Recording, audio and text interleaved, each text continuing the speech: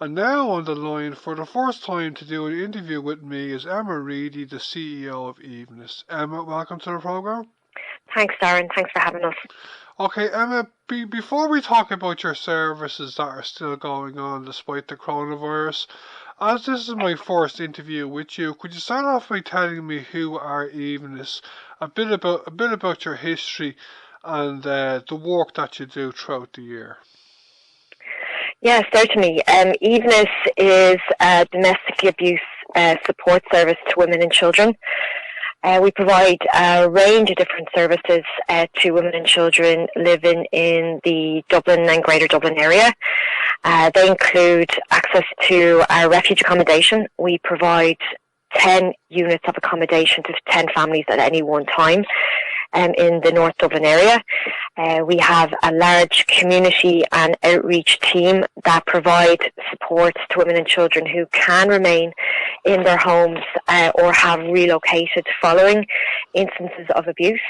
We have a court accompaniment service whereby our court accompaniment worker can prepare and accompany anyone that needs to access the courts or support around the courts. We have a training and educational aspect to our work where we provide training to statutory services, local groups, to ensure that we look at a more coordinated response to domestic abuse. We also have a 24-hour helpline, and it's a vital service for women and children that need support in quite heightened or escalated situations, that day or night they can contact our service and equally provide, if needed, a way into our accommodation. And lastly, we have a drop-in service whereby women living in the local community, particularly the Coolock community, can maybe drop into our centre and access support as and when they might need it. Your centre is based in Coolock, is it? The refuge accommodation itself is based in Coolock, and we have a number of other offices and clinics around the Dublin and North Dublin area. Okay, we'll come back to talk about your services again in a few minutes because we understand that, unsurprisingly, you might be affected by the coronavirus. Just a couple of general questions. I've heard it said before that there are certain times of the year when there is a big increase in domestic violence cases. Is this true, is it? Yeah, well, typically we know or understand from the work that we do is that there would be periods where we expect a surge in women looking to either access our accommodation or our support via our helpline. And that generally follows a period of festivity or celebration, i.e. kind of Christmas. We also find that after the summer period, maybe when either schools break up or where schools return, that has a big impact on the numbers that we see looking to access additional support. What women tell us quite often, more than not, is that what helps or what has them maybe stay in the home is where they need to observe routine or stay more connected in with the family. But obviously as tensions begin to escalate and situations become more difficult to manage after those periods pass, that's when women might call and seek our support. I read it once, only read it a year or two ago, that sometimes after big sports events or football matches or whatever, sometimes there's an increase then as well, isn't there? Yeah, we typically find for a lot of the women that we work with, domestic abuse doesn't go away as such. There is definitely patterns associated where women would be able to indicate to us when they might expect or better able to predict when instances of violence might happen or occur within the home. And I think that, what research tells us also is that at times where there is maybe sporting events or events where there is heightened or increased use of substances, that can have an impact, but it wouldn't necessarily be a cause of violence occurring in the home. And it will certainly make situations that are already abusive that bit more heightened, and it might make situations that bit more unsafe for women and children that would experience already some sort or form of abuse. You mentioned substance abuse there. You've probably heard this a million times, and will probably hear it another million times in the future. But alcohol abuse or misuse is a huge problem, isn't it?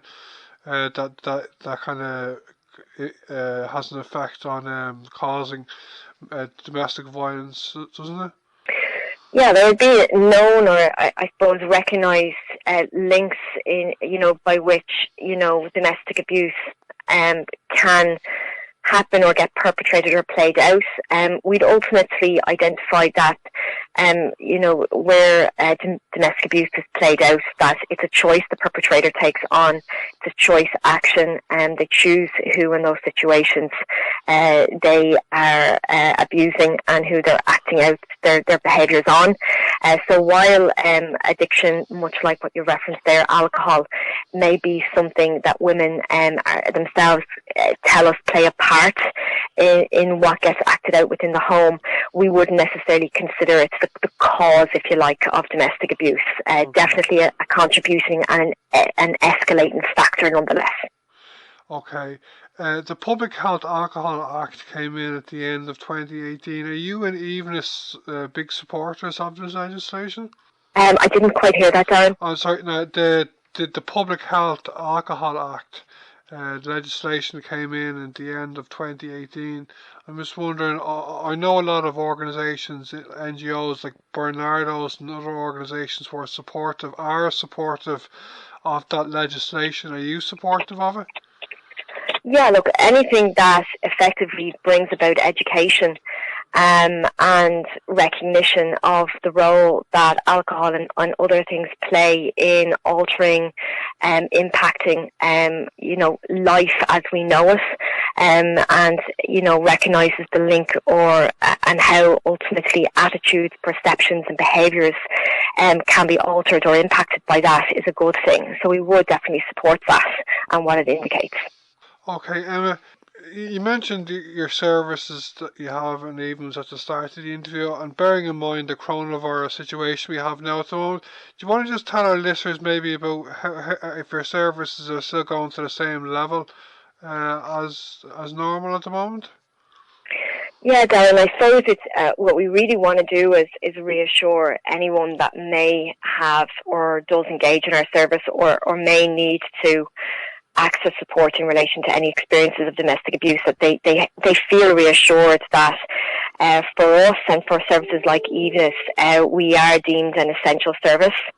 That over the last few weeks we have been putting in place the relevant and necessary plans to maybe adapt what our service would have looked like to take into consideration the safety needs of any women and children that engage our service and the staff that provide that service. So we are providing a service, and we continue to provide that. We continue to provide refuge accommodation. We continue to provide our helpline, access to our helpline support, as well as our outreach and community support. So it's really, I hope, reassuring to people that want to maybe access support, want to access some options, want to know their rights, that they feel encouraged to reach out and access that support. Okay, Emma, that's great. To come towards the end of the interview, can you tell me if you have any advice at the moment, bearing in mind the coronavirus situation as well, to any of our listeners listening, including people interested in accessing your services?